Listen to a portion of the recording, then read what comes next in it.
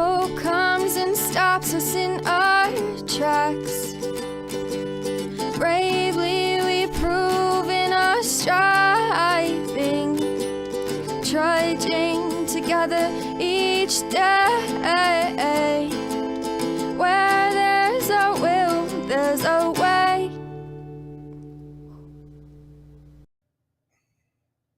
I think it's a little too dark in here. Yeah, a little too dark. All right, well, we'll just have to go for Orange Man.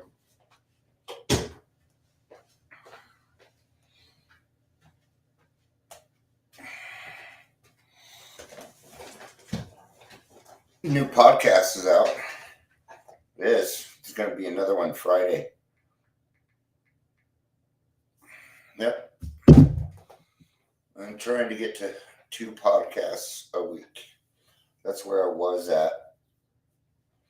I'm going to try and get back there. So, yeah, hope everybody's having a good Tuesday. It's tonight's the big book study. We're going to be doing working with others.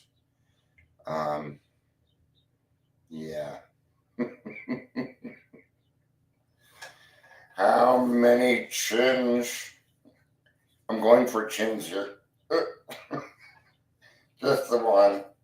Hi, Ingrid.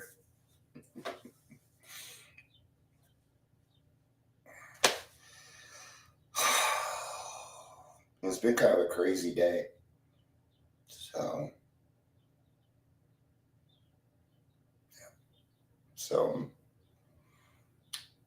this is coming out of Language of the Heart, and it started with. Well, I go ahead and just read the story or read the passage in As Bill Sees It, and then we'll get to Language of the Heart. And so the story that I'm about to read is different from what the topic is going to probably kind of be about. But yeah, I just think we need to realize how far AA has come, how far the professionals have come in our industry. Yeah, it's working with others tonight. Wait. Maybe I should just put it off because I go off on that chapter. But you guys are. Here's this, Ingrid. You've heard it 100 times already. What I'll say, so you're good. I'll be talking about We're gonna be talking about sponsorship, man. You bet. On how you find sponsees and good things like that. So, Patricia, it's good to see you. I guess I should do the introductions here real quick. Welcome to Daily Trudge. My name is Dion. I'm going to be your host today. Fun stuff. If you're here, please say hello.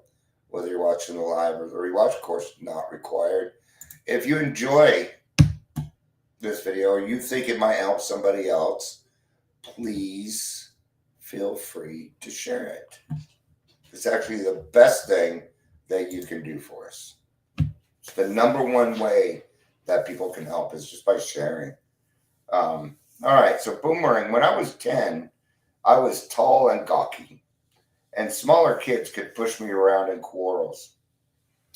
I remember being very depressed for a year or more, and then I began to develop a fierce resolve to win. I went through this too. I got picked on a lot also. We moved from Utah to Colorado, and man, people were just even a little bit meaner here. Actually, I think I was treated worse in Utah. But anyway, I get that. I felt that resolve to win, and I started pushing back. But I was really good at soccer, so I'd take out my aggressions on the soccer field. Is what I did.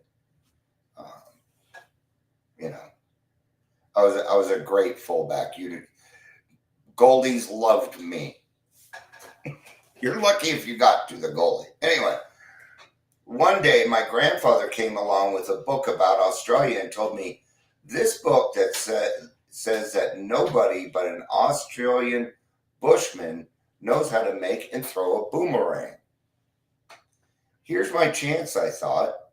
I'll be the first man in America to make and throw a boomerang. Well, any kid would have had a notion like that.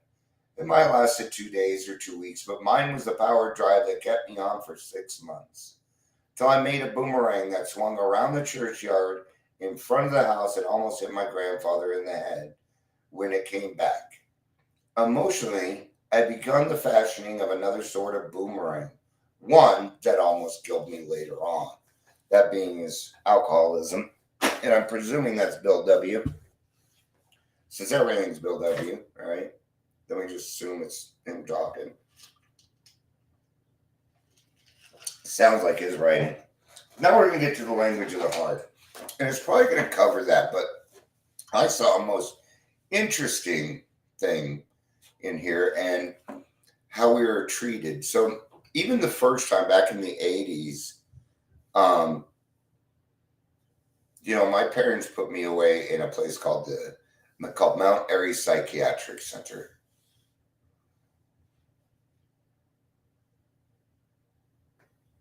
And I was grouped with a lot of people with emotional disabilities. Okay. And it wasn't easy being there. There were people. It was the psych ward, man. Okay. Most people were on the level, but there were fights every day. People stealing shit, smuggling drugs in. I smoked on the unit almost every day. They didn't know. When I was in group homes, and so I was in one group called Arapaho Shelter, and I literally bought drugs from the neighbor through the window. It was actually easier for me to get a hold of drugs and alcohol when I was in a group home. Weird, huh? So I'm going to start on page 52 in Language of the Heart. And I'll try and go a little bit slower because I know a lot of people don't have this book. Until recently, few hospitals have wanted us alcoholics. It's not any different. Now, they're actually that I've had some people turn alcoholics away recently.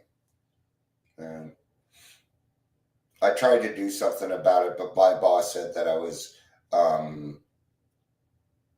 overstepping my bounds or something. I don't know. We almost never got really well. We were hard to manage and disturbed other patients. Yeah. We were regarded as sinners more than sick people, and as a class, we were financially irresponsible. The average hospital management has always said, and with good reason, why bother with drunks? We can scarcely handle the people who are legitimately sick. People can really do something for. Sobering up drunks is sheer waste of time and money.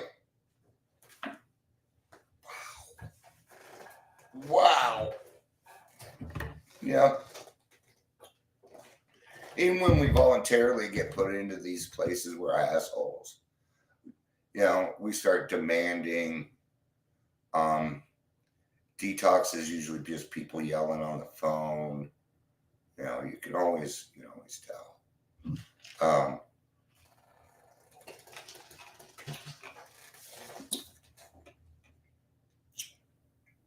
Before that, what they did was what was called a frontal lobotomy. If you don't know what that is, I can describe it to you real quick. It basically makes you brain dead. And they do that by taking a nail and putting it through, I think it's your right nostril, up into your brain. They tap it and make you brain dead. That's a frontal lobotomy. We do not do those anymore. Happily, this attitude is changing because it is now becoming clear to physicians and public alike that a true alcoholic is really sick, however lacking in character he may be. Hope has now taken the place of centuries of despair that anything much could be done for problem drinkers. AA and other agencies are now proving that recovery is possible to hundreds and thousands and that adequate hospital care can and must play a vital part in this process. We had it. We had it. At one point in the 90s, it was perfect. It was perfect. Okay. Now, when you're looking for a physician, ask pertinent questions. I am an alcoholic. Are you okay with that? Have you? Oh no. Then you go find another one. Okay. Because not all doctors want alcoholics. And if you get one that doesn't really like alcoholic, he's not going to do much for you. You're going to have to advocate like a son of a gun. No. Look in their background. Look for psychological things. And see if they've done anything psychological therapy-wise to build their practice or whatever, right? And it was getting well. Now, it's a fucking mess. It is. It's a mess. It used to be so easy to put somebody in detox and put them straight into treatment right after. Now that's just a no-go. Now it's just like, what treatment centers? In Colorado, we used to have a company called Arapahoe House. They were phenomenal. Okay, but some changes were made in the 90s, and instead of all of us being accountable for it, they changed how they were paid. I'm not going to get into that. And it destroyed things. It destroyed Colorado. We were always in the top 10 in the 90s. Now we might as well be California or Florida or Oregon. We're right behind them. Okay. And now we have a bunch of people running around thinking they know better, two-stepping people, making them into recovery coaches, skipping all this. Okay. So I don't know that, we do have it better now, okay, to where you're not going to be, at least when you're, put on a ward, you'll be with other alcoholics now instead of the mental ward. Though this trend is now in the right direction, it has not yet produced any large-scale result. Except for the fortunate few, most AA groups are up against it. Reasonably priced or free hospital accommodations for alcoholic is still woefully scarce. Each group has to do the best that it can. And it's woefully scarce again. We were making fantastic process. I'll tell you what happened. The government got in on it. That was it. The president made some offers and people took them because they're fucktards. So right, they're fucktards. So what does that mean? Because let's be honest, it's not their job. Right? So even the government knows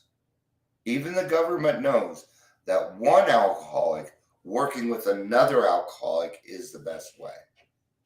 But yet they prevent us from doing it. They do. They block the hospitals. Right? The VA ain't crap. It's disturbing. It's disgusting. We sit around, we argue about homeless people. There's no argument. I don't get it. Oh, we're going to have an education on why rent is going to be going. No, you're supposed to be housing homeless, not trying to keep the houses for the people that aren't homeless. Okay? Because everybody wants their little piece of the pie. People want their prestige. People want all this different shit.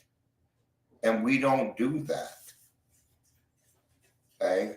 It's the X factor, and it'll quelch it every single time. The X factor is God. For us, we can talk freely of God. The government cannot.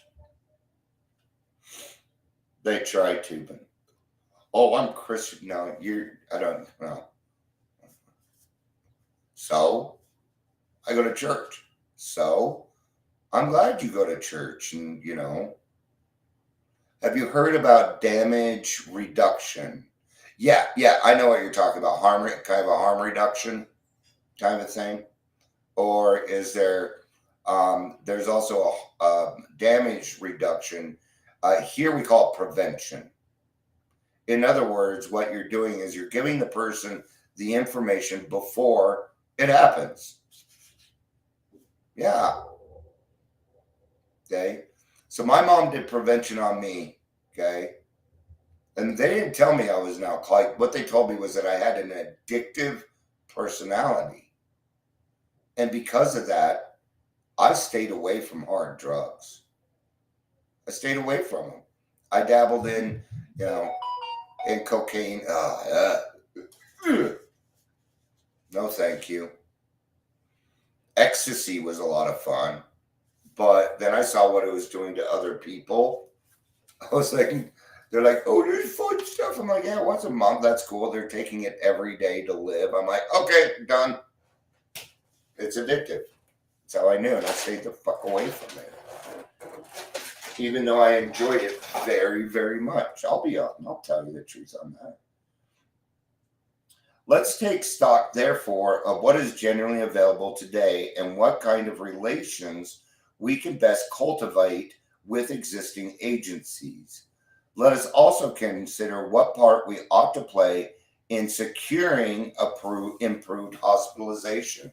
You see, this is our job. This is service work that he's talking about. It's called H&I, hospitals and institutions. It ain't happening. I bet I could go walk into any hospital in Colorado right now into the emergency room and say, where are your alcoholics? They'll probably say, well, we don't take them. I've been turned away. Yep. I sure have. Then you have some other detoxes out there that are just fan-frickin-tastic, but they cost money. Like Gallus Detox, they're great. They're great people. But it costs money to do that stuff. They have their prices down as much as they can go, man. But that doesn't give everybody the chance. And see, when everybody doesn't get the same chance, that's when it's wrong. Now, that doesn't mean that the people that do have money shouldn't have a chance. I'm not saying that. But there's a reason those places are so expensive. They do work. They do, because they have the right people on staff. Okay? And unfortunately, those people go to school for 12 years or whatever, and they have a lot of debt to pay off. So, many AAs have been state asylum inmates.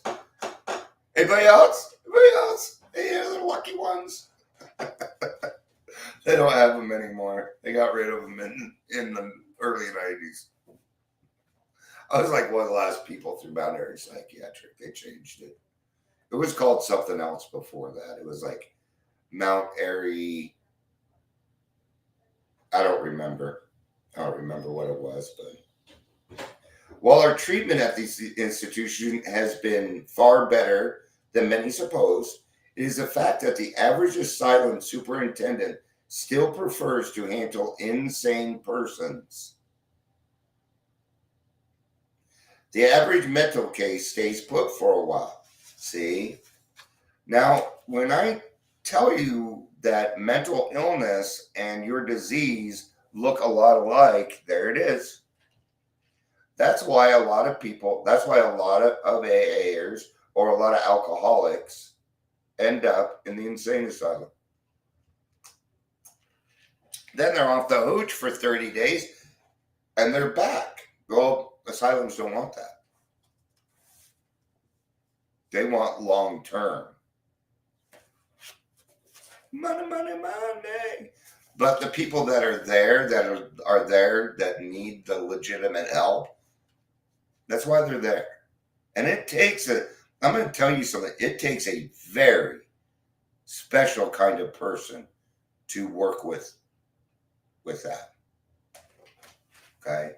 So don't down doctors, don't down these people that do try. Okay? If it wasn't for Dr. Silkworth, none of us would be here. And he was a doctor. Yeah. The average, then too, for mental cases, an asylum could feel like it was really doing something by way of either custody or cure. But the average alcoholic, unless permanently insane, was a headache. Brought in temporarily balmy, he would promptly recover his sanity, at least legally speaking, and would clamor to get out, only to return in days or weeks. No wonder the average institution disliked alcoholics. And that's detox for you. Okay? It's detox. Hey, Harry, good to see you. Walking in because the client's back. Hey, Dion. Hey, bud. Weren't you just here last week? Yeah. All right. Hey. And so the detoxes are set up better for that. ERs are better set up for that because they do want to get rid of that person. Right? But they'd rather not have them. They really wouldn't.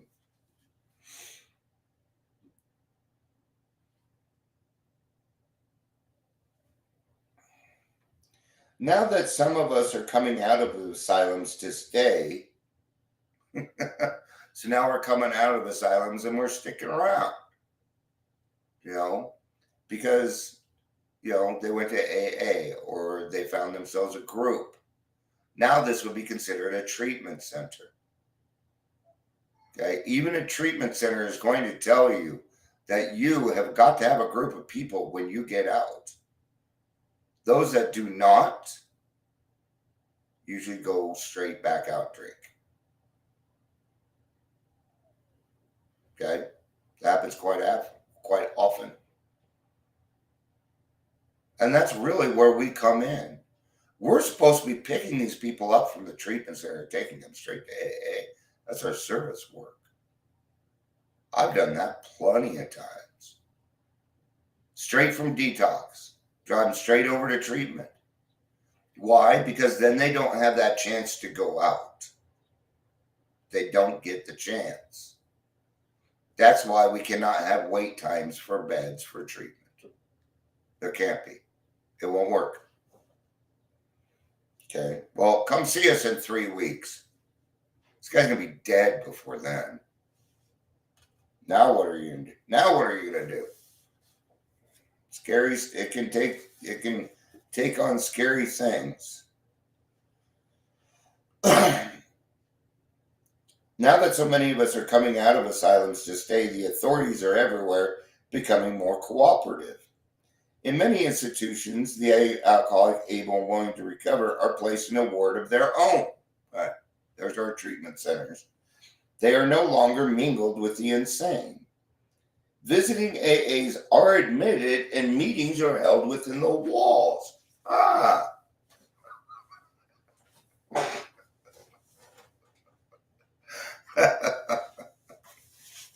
love it. I love it. While no asylum can, of course, be used as a simple sobering up place only, it is true that asylum doctors are now often willing to take cases on less evidence of psychosis than formerly, provided they are nearby AA group feels that permanent recovery is possible. We have a say-so. Did you know that? There may be someday when your sponsee says, would you be willing to go to court with me? I've done that. Stand up in front of the judge, let them know what they're doing. I have no problem with that. Yep, he's been working with me. We've been doing this, and that. I wish I could see some improvement here and things, but I think he's doing well. Okay, I'm a working member of society now. I'm beyond that, and most judges that they're good at character. Okay, because they don't want to most judges don't want to put you away. What they would rather you do is got your life back together and didn't come back. That's what they want. I had to reach out to my friend. I haven't talked to her in a while. So, any AA group near an asylum which contains alcoholics capable of recovery can usually form these desirable relationships with the authorities, but they should never try to tell the doctors how to run the place. No, you don't know how to do that. You too, Ingrid. We'll see you tomorrow. I love you. We must never blame any doctor who has not yet seen AA at work for his skepticism. Let us remember he probably has good reason to be that way. All right, so and what's going to happen is some of those people are going to get sober, right? They're going to come out. They're going to get their lives together. And then they're going to go back to that group. And they're going to say, hey, doctor, it's good to see you. And the doctor's going to go, I don't know you. Have we met? Yeah, I'm so-and-so. What? That's what happens. And we need to give it to them, man. I think the neatest amend that I got to do was with police officers. I was at 7-Eleven with my wife one day, and my wife goes, hey, Dion, you see those two police officers over there? No, they were the same people that came, same officers that used to come to our house and helped us instead of putting you in jail. Remember that? Of course, I only remember parts because I'm a blackout drinker. But I do remember them. And there were several times they should have put my ass in the fucking clinker. But they didn't. I went to detox. I went and they went to detox. Is what I did. So I had to go over there. And they didn't remember me. They remember my name, which is fine. You don't know who I am. But what I got to do is I got to tell them, hey, you know, what you did worked. And I want to thank you for seeing that I was sick and helping me with it. I want you to know I'm sober now. And you will not have to be called to my house anymore. That's the neatest one. Why is it the neatest ones? Because then those police, they didn't become police officers just to boss people around, okay? The only time I had problems with the popo is when I was doing something wrong. That's the only time I have a problem with the police, okay? Now, I've worked with a lot of police officers. Most of them are really cool people, right? But, you know, they still got to do their job. But would it be nice as a police officer going home that night going, you know what, with all that I do, that guy walking up and thanking us for helping him makes it all worth it.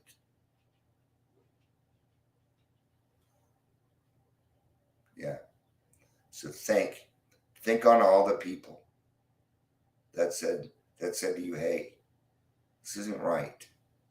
You've got to stop your drinking. You're not this person, Dion. Dion, you're not this person. We know this.